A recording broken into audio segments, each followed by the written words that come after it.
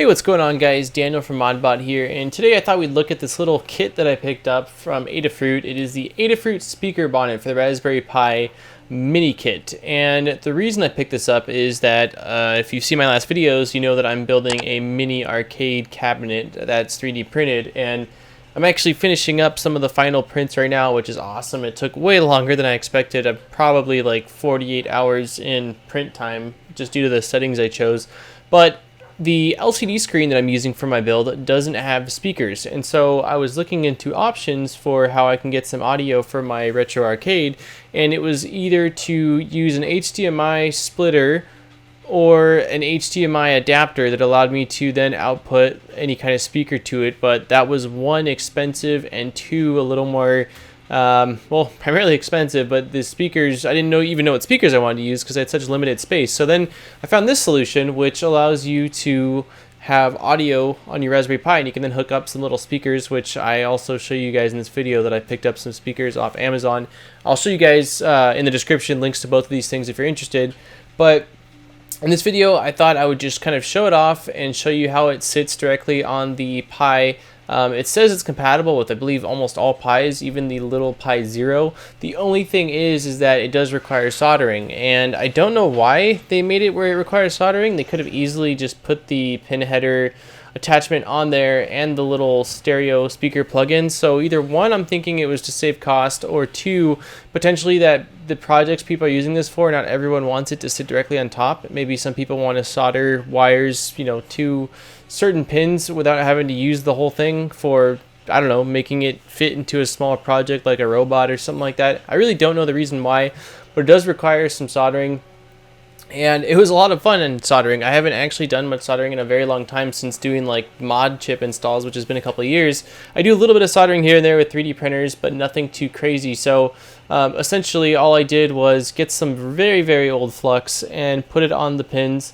And then I went ahead and tinned the nozzle on my soldering iron, which it would have been nicer if I had a little bit thinner soldering iron, but it did work out well. And it would be nicer if I had some thinner solder. The soldering wheel or spool that I have is fairly thick, and I was careful, and luckily this isn't anything too fragile. These little through holes that you have to solder to, it's a lot easier than some of the video game console hacking, modding stuff I did back in the day, so it was a lot easier. I definitely think this is something that most anyone could do, even if you don't have experience with soldering. It's not too bad at all. It might seem tedious or kind of scary at first, but as long as you take your time, and again, if you use some Captain tape, is what I initially did just to hold this thing in place until I got the four corners of it soldered in, and then after that, I just went ahead and wiped it down with some rubbing alcohol. Now, the only concerns I have is that, one, I've seen some issues with this, and I haven't seen a lot of resolution to the issues with this board, with it not working and having popping sounds and things of that nature.